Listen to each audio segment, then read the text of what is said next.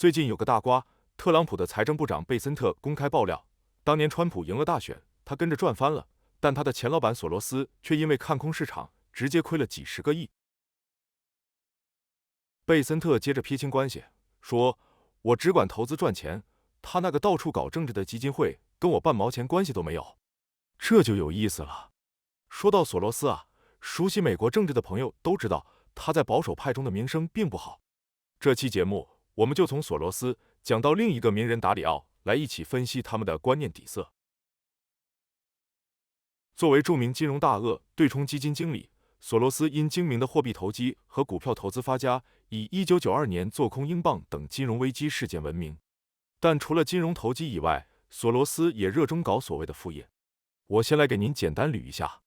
过去10年，索罗斯砸了成百上千万美元，在美国各地扶持那种极左的进步派检察官。这些人上台干嘛呢？取消保释金，对抢劫轻判。结果你猜怎么着？激进的削减警察经费运动不仅没带来正义，反而拆掉了好人的安全感。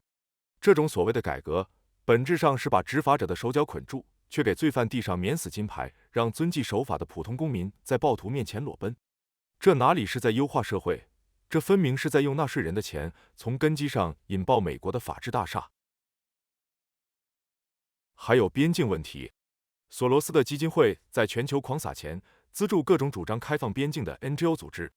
不管是美国的非法移民潮，还是欧洲的难民危机，背后都有他资金的影子。除了这些实锤的，他身上还背着无数涉嫌搞破坏的指控。比如2020年全美爆发的 BLM 和 Antifa 骚乱，很多政客就指控那些坐着大巴车去打砸抢烧的极端分子，背后就是受到了索罗斯极端理念的影响。听到这，你肯定纳闷，一个搞金融投机的有什么理念啊？其实，索罗斯是个狂热的哲学家卡尔波普尔的信徒，他骨子里极度反对威权主义和民族主义，他一生的梦想就是要砸碎所有的国界、传统和封闭系统，建立一个所谓的开放社会。这就是典型的现代版巴别塔工程。他以为砸钱打破一切传统边界就能建立人间天堂，结果呢，迎来的不是乌托邦，而是秩序的崩塌和深渊。如果说索罗斯是个想要强行改造世界的狂热左派，那咱们接着聊另一位华尔街大鳄，画风就完全变了。他就是桥水基金的创始人瑞达利欧。达利欧代表的是另一种极致的无神论面貌，极度实用主义和历史决定论。他的世界观里没有道德对错，只有周期、算法和资产负债表。为了商业利益，他甚至可以脸不红心不跳地为威权体制背书。我们来看看达利欧的第一重恶，为体制的作恶开脱。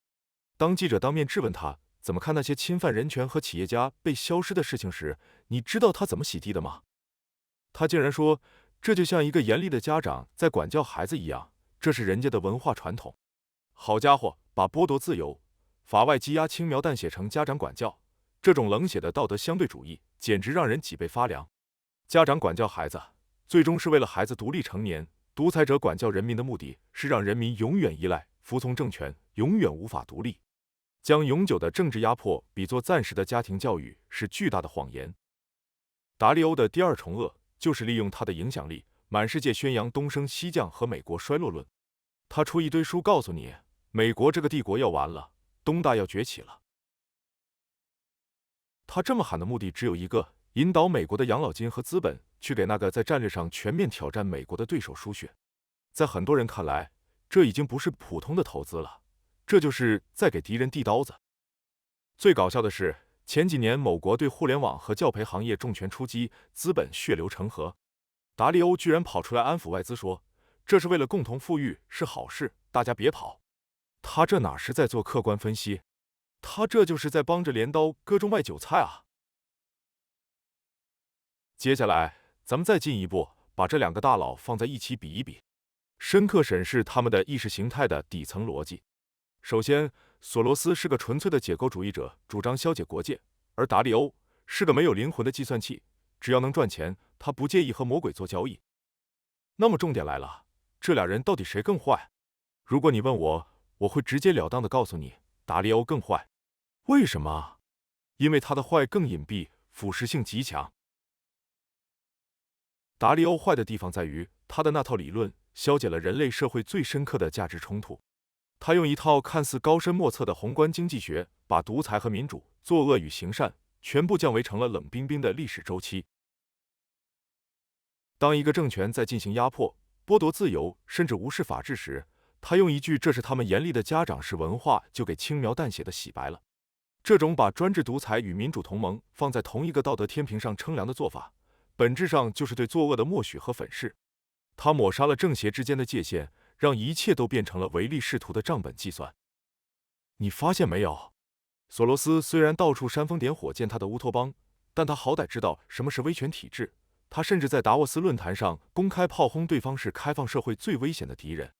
索罗斯是明着干的小恶，达利欧则是毁人三观的大恶。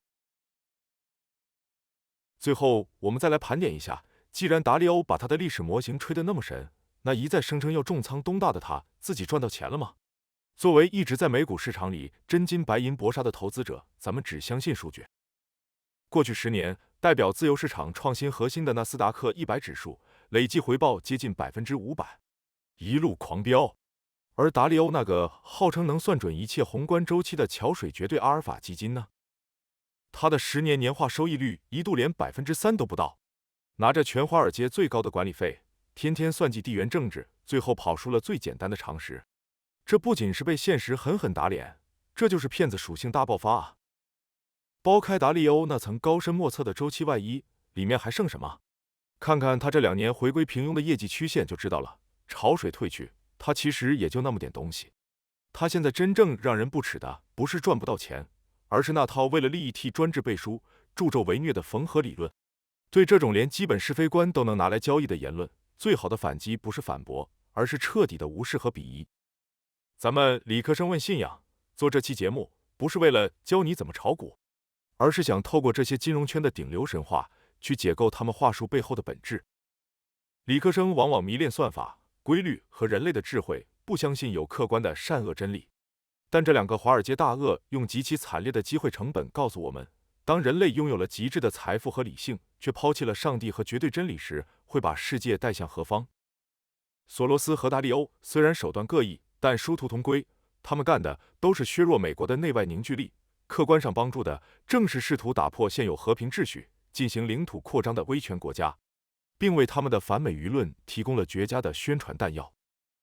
没有了基督教神学中那套客观不变的善恶标准，最聪明的大脑也会沦为给作恶洗地的工具。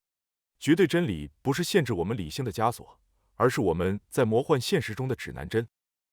下次再看到这些西装革履的大佬用复杂的宏观术语给你贩卖焦虑，或者美化某些邪恶的体制时，我希望你能一眼看穿，那不是什么高深的经济学，那只是一套失去了灵魂的谎言。这里是理科生问信仰，为你揭开世俗神话的底牌。